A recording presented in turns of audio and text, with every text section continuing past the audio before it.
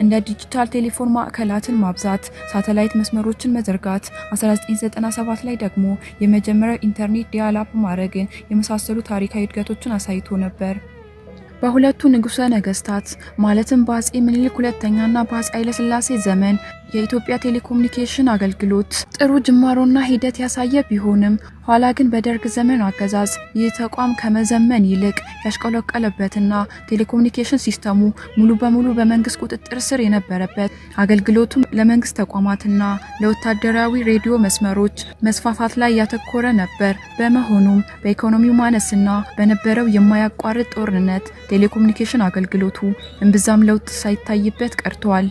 ተከትሎም በኢህአዴግ ዘመን አገዛዝ 1999 አካባቢዎቹ የመጀመሪያው 2G ሞባይል እንደ ሀገራችን አገልግሎት ላይ ውሎ ነበር። በተያያዘም እንደ ፈረንጆቹ 2010 ላይ ኢቲሲ ወደ ኢትዮ ቴሌኮም ተቀይሯል። ኢቲሲ ኢትዮጵያ ቴሌኮሙኒኬሽን ወደ ኢትዮ ቴሌኮም የተቀየረበት ወቅት እንደነበር ይታወሳል። ኢትዮ ቴሌኮምም የተለያዩ እንደ 3G፣ DMA እና ሞባይል ብሮድባንዶችን በማስፋፋት አገልግሎቱን በተሻለ መልኩ የጀመረ ሲሆን ስሙን ሳይቀይርና አገልግሎቱን ሳያቋርጥ ወደ ብልጽግና አገዛዝ ወቅት መሻገር ችሏል። እንደ አውሮፓውያኑ አቆጣጠር በ2015 ላይም በአዲስ አበባና በክልል ከተሞች የ4G አገልግሎትን ማስተዋወቅ ችሏል።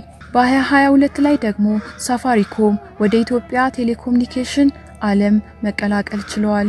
በአጠቃላይ ዛሬ ላይ በሀገራችን ኢትዮጵያ ኢትዮ ቴሌኮም እና ሳፋሪኮም የሞባይል ኢንተርኔት ፋይበር ኦፕቲክን ዲጂታል ክፍያ አገልግሎቶችን እንደ ቴሌብር፣ ኤምፔሳ ያሉትን ለተጠቃሚ ደንበኞቻቸው በማቅረብ የቴሌኮሙኒኬሽን ምህዳሩን